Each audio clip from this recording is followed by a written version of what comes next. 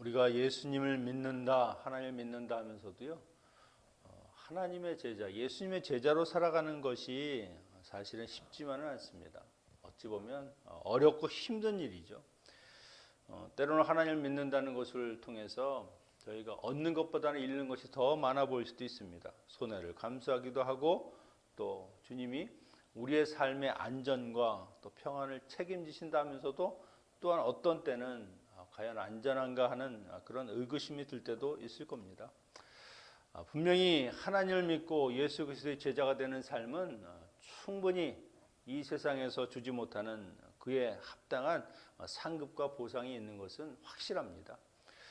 그래서 주님이 어제 네 가지 밭의 비유를 이야기하셨죠. 좋은 땅과 좋지 않은 땅.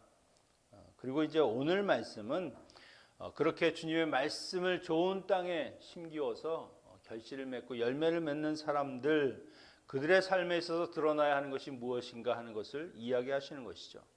그것이 바로 듣고 행하고 그리고 믿음을 보이는 삶이라고 하는 것을 이야기하는 겁니다. 등불의 비유와 천국 가족의 이야기, 그리고 마지막으로 폭풍이 부는 그 바다를 지나는 사건을 통해서 주님이 이것을 밝히 드러내 보여주시는 겁니다. 먼저 16절 18절에 보면은요, 등불에 관한 이야기를 하시죠. 여러분, 주님은 빛으로 오신 분이십니다. 이 세상의 어둠, 죽음, 사망이라고 하는 그 세상 가운데 주님이 이 세상에 오셔서 그 빛을 발하실 때 모든 어둠이 쫓겨나가고 그리고 그 어둠 가운데 갇혀 있는 사람들이 해방을 얻고 또한 풀려나고 그 찬란한 빛 가운데 나오는 일이 가능해진 것이죠. 그래서 하나님을 믿고 예수 그리스도의 제자가 된 사람들은 다른 것이 아니라 이 주님이 비추신 그 빛, 그것을 받아서 세상에 빛을 비추는 그런 사명을 가지고 있는 사람들이라는 것이죠. 우리가 어느 곳에 가서 서든지 그것은 빛으로 환하게 되는 것이고요. 거기에서 세상의 어둠이 물러가고 예수 그리스도의 그 생명이 전달되는 것, 그것이 바로 제자들이 가지고 있는 사명이라고 하는 겁니다. 주님은 그 빛을 바르게 비추기 위해서 어떤 일이 있어야 하는가? 등불은 등경 위에 있어야 한다라고 말씀하십니다. 이것은 다른 것이 아니라 우리를 보고 세상의 사람들이 빛이구나, 주님의 제자구나 하는 그것을 느낄 수 있어야 한다는 것이죠.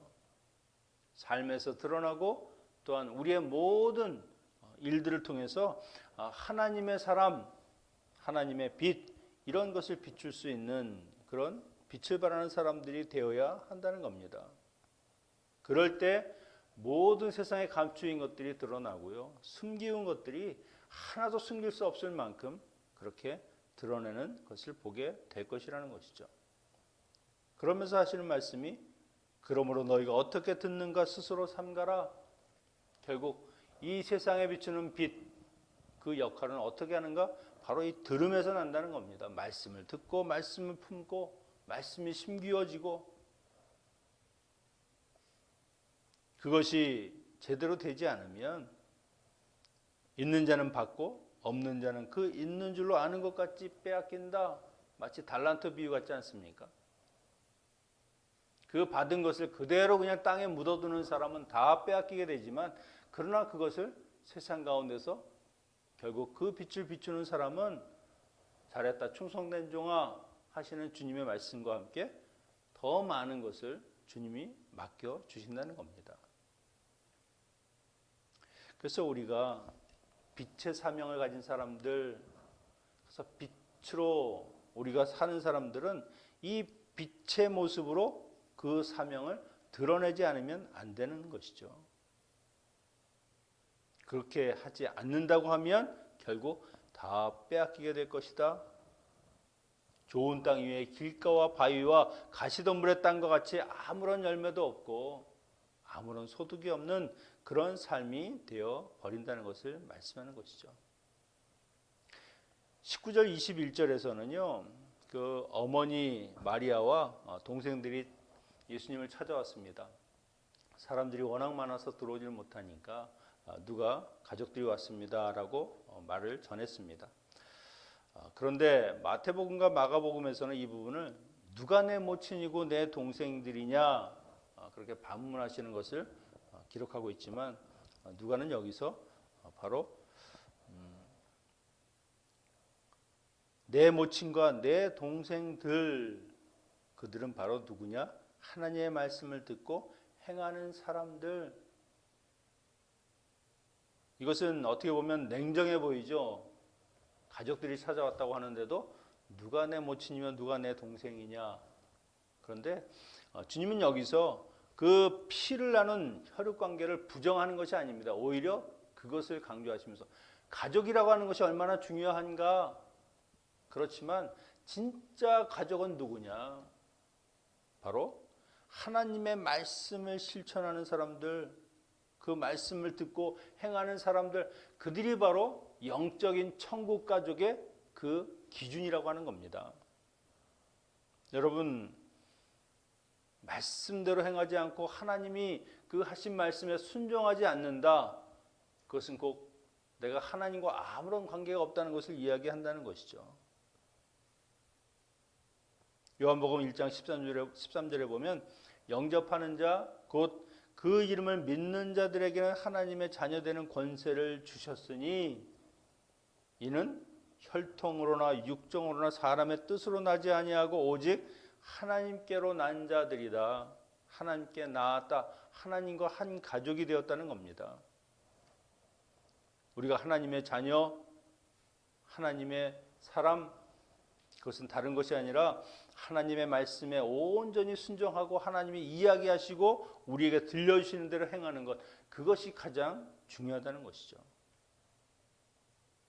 여러분, 우리가 교회에 다니고 또 교회에 출석하고 그것만으로는 안 된다는 겁니다. 분명히 자기의 삶에서 하나님의 말씀대로 살아가고자 하는 그 행위, 그 실천, 그것이 없으면 우리가 하나님과 한 가족, 천국 백성이라고 하는 것, 그것이 어렵다 하시는 말씀을 하는 것이죠. 그래서 우리가 말씀대로 실천하는 것, 그것이 바로 좋은 땅이고, 좋은 땅은 결국 그 행함을 통해서 열매를 맺게 되는 것입니다. 세 번째로 말씀하시는 것이 22절, 28절에 믿음에 대해서 이야기를 하고 계십니다. 믿음이 무엇이냐? 주님이 갈릴리 지역에서 말씀을 전파하시고 이제 그 거라사인 지방으로 건너가자 그렇게 말씀하셨습니다. 주님은 얼마나 피곤하셨는지 배에 오르시자마자 그렇게 잠이 드셨죠. 그런데 항해하는 배에 갑자기 광풍이 불기 시작했습니다. 늘 갈릴리 지역은요, 광풍이 빈번한 것이 유명합니다. 그래서 배 안에 있던 그 제자들이 이 위험한 상황에 대처하려고 나름대로 그 바다에 대해서 잘 알고 또 바다에서 어부로 지냈던 그런 베드로와 그렇게 요한과 같은 사람들도 있습니다. 그런데 이 큰 풍랑이 자기 마음대로 제어가 되지 않는 것이죠. 23절에 보니까 큰 광풍이 내리침에 배에 물이 가득 차서 아주 위태한 상황이 되었다. 말이 위태한 상황이지 결국 침몰할 지경에 이르렀다는 겁니다. 분명히 주님과 함께 가는 항해, 주님이 가자 하셔서 가는 항해임에도 불구하고 광풍이 불고 죽음의 위험 앞에 놓여 있다. 이것은 우리가 살아가는 삶 속에서도 마찬가지입니다. 주님이 분명히 우리와 동행하시고 임마누엘 하시는 것은 확실한데도 불구하고 때로는 광풍과 같은 여러 가지 어려움과 고난을 만나는 일이 생긴다는 것이죠. 주님과 함께하는 성도의 삶, 거기에 세상의 환란이 올 수 있다. 주님의 말씀에 순종해서 가는 길이라도 풍랑을 만날 수 있다는 것이죠. 세례 요한도 보십시오. 그분이 한 것은 무엇입니까? 하나님의 말씀을 전하고 예수 그리스도의 오는 길을 예비한 것. 그럼에도 그가 감옥에 갇혔습니다. 하늘나라의 복음을 전파하는 많은 사람들, 오히려 세상에서 그들이 대접을 받는 것이 아니라 오히려 배척받는 삶을 살았다는 것을 우리가 볼 수 있죠. 우리의 삶에서도요, 이런 일이 일어납니다. 신앙생활을 열심히 하고 주님의 말씀에 늘 순종하며 가는데도 전혀 예상치 않은 사고를 만나기도 하고 몸이 아프기도 하고 또 누군가가 다치는 일이 생기는 것이죠. 분명한 것은 우리가 이것을 인정하고 가야 한다는 겁니다. 하나님을 믿는 사람에게도 고난은 있을 수 있다. 문제는 무엇이냐? 그 고난 가운데, 그런 어려운 상황 가운데 어떻게 믿음의 사람으로, 어떻게 예수 그리스도의 제자로서 행동할 것인가? 하나님이 어떻게 그것을 견뎌내고 인내하시기를 원하는가 하는 것을 생각해야 된다는 것이죠. 오늘 본문에서 보면은 이 폭풍 속에서 제자들의 모습 그리고 예수님의 모습은 완전히 상반된 그런 모습을 보여주고 있습니다. 제자들의 모습을 보면 죽음의 공포에 떨면서 두려움에 빠졌죠. 그들의 능력, 그들의 힘, 그것으로 어떻게 해보려고 했지만 도저히 되지 않는 겁니다. 이것은 내 능력 밖의 일이다. 그런데 사실 그들에게 지금 위험한 것은요, 밖에서 부는 그런 광풍이 아닙니다. 오히려 그들 마음속에서 이 광풍으로 인해서 생겨나는 그 두려움, 그 안에 일렁이는 그 마음속에 있는 바다, 그 폭풍, 그것으로 인해서 지금 죽음과 두려움의 그 공포에 완전히 사로잡혔다는 것이죠. 이런 두려움에 사로잡히면 이성이 마비가 됩니다. 아무 생각도 들지 않는 것이죠. 죽음이 그의 모든 것을 사로삼켜 버리는 것이죠. 사람이 물에 빠져 죽는 이유는 그냥 호흡이 고르지 않고 두려움에 그 이성을 잃거나 불안하니까. 사람이 사막에서 죽는 이유도 원래는 갈증 때문이 아니라고 합니다. 목마름이 아니라 이 불안함, 그것으로 인해서 긴장하고 분별력을 잃기 때문에 죽는 일이 훨씬 많다는 것이죠. 그렇지만 예수님의 모습은 어떻습니까? 주님은 이 폭풍 속에서도 배 뒷전에서 잠을 주무시고 계셨습니다. 죽을 둥 살 둥 발버둥치는 그 제자들과 그리고 잠에 빠져있는 예수 그리스도, 그냥 평안히 잠을 주무셨다는 것이죠. 결국 이들은 24절에 주님을 깨웁니다. 제자들이 나와 깨워가로되 주여, 주여, 우리가 죽게 되었습니다. 아주 긴박하게 부르는 겁니다. 그런데 이 주여 주여 죽게 되었습니다는 것은 주님의 그 향한 믿음, 주님이 이 일들을 해결해 주실 수 있는 그런 분이십니다라고 하는 말보다는 주님, 우리가 지금 이렇게 죽게 되었는데 지금 잠을 잘 때입니까? 지금 잠이 오십니까? 그런 원망이 담겨 있는 겁니다. 이들은 아직도요, 주님이 누군지를 잘 모르는 거죠. 병자들을 고치고 죽은 자를 살리신다 할지라도 감히 바다와 이 폭풍과 그 자연을 다스리는 그 창조주 하나님이라고 하는 것은 아직 모르고 있는 것이죠.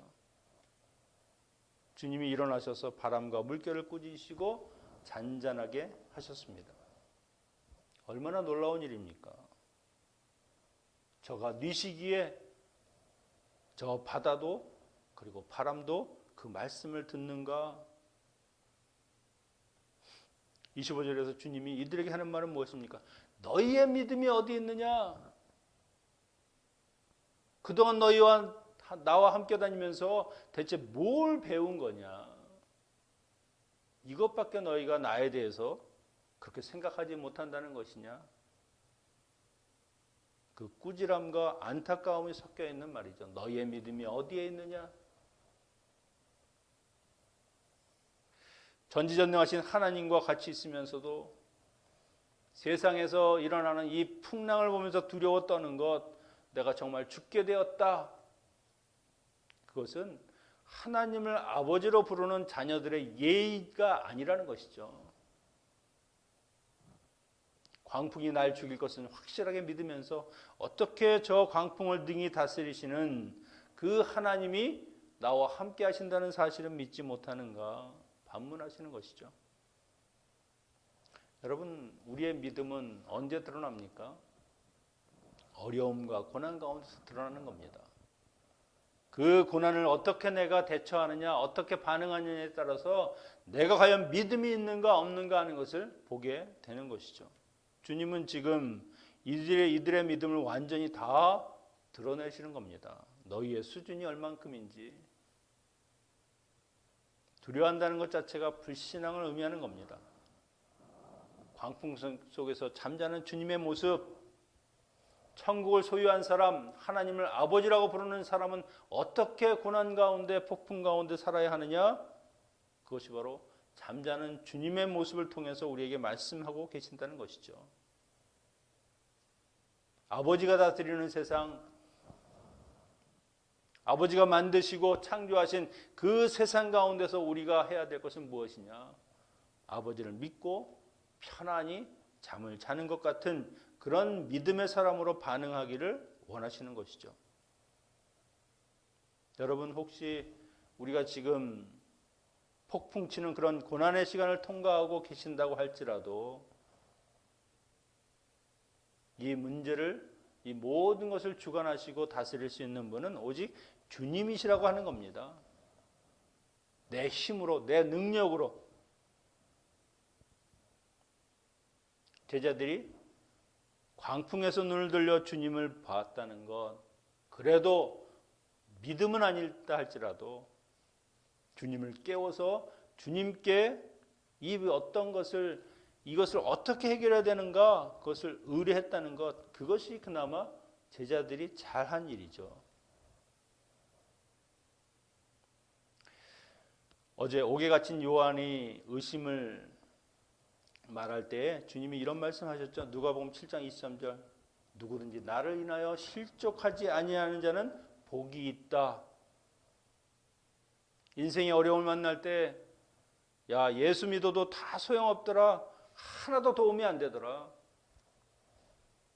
이런 말이 아니라 주님밖에 없더라, 오직 주님만 붙들고 사는 것, 그것이 내가 할 수 있는 유일한 일이더라 하는 그런 믿음의 고백을 하라는 것이죠. 실족하지 않는 자가 복이 있습니다. 고난 중에라도 비록 방향을 잃을지 몰라도 그러나 믿음을 잃지 않고 지금도 살아계셔서 이 온 세상을 다스리시는 그 하나님을 붙드는 사람이 복이 있는 사람이라는 겁니다. 제자들은 지금 비록 갈릴리 바다 위에서 폭풍을 만났다 할지라도 그것도 역시 하나님이 다스리시는 하나님의 손, 하나님의 창조하신 그 나라 안에 있는 겁니다. 바다와 바람을 꾸짖고 잔잔하게 할 수 있는 것, 그것은 우리의 힘이 아니죠. 우리는 싸우는 수밖에 없지만 주님은 그것을 다스리시고 통치하신다는 겁니다. 이 세상은 우리가 마음 주고 정 주고 애착을 가지고 그렇게 살아가야 하는 곳이 아니라 우리의 믿음을 가지고 늘 깨어서 기도하고 언제든지 풍랑이 일 수 있다 하는 그런 바다와 같은 곳이라는 겁니다. 그냥 항해를 해서 가는 것이죠. 주님과 함께 하는 여정, 주님과 함께 가는 길, 고난도 파도도 있을 수 있지만 그러나 주님이 우리를 분명히 그 목적지까지 건너까지 안전하게 우리를 이끌어 가실 것이라는 것이죠. 그래서 비록 풍랑 속이라 할지라도 우리의 소망과 우리의 희망은 어디에 있느냐? 오직 주님밖에 없다는 것이죠. 주님과 함께 있다고 하는 그 사실. 주님이 요한복음 16장 32절에 이렇게 말씀했습니다. 내가 혼자 있는 것이 아니라 아버지께서 나와 함께 계시느니라. 이것을 너희에게 이름은 너희로 내 안에서 평안을 누리게 하려 함이라. 세상에서는 너희가 환난을 당하나 담대하라. 내가 세상을 이기었노라. 세상을 이기신 그 주님이 오늘도 우리와 함께 하십니다. 우리를 이끌어 가실 것이고요. 우리를 목적지까지 반드시 데려다 주실 것이죠. 다만 우리는 어떤 마음 자세로 사는가, 그 고난 가운데서 주님을 신뢰하는가 신뢰하지 못하는가, 믿음이 있는가 믿음이 없는가, 그것을 주님이 보시기 원한다는 겁니다.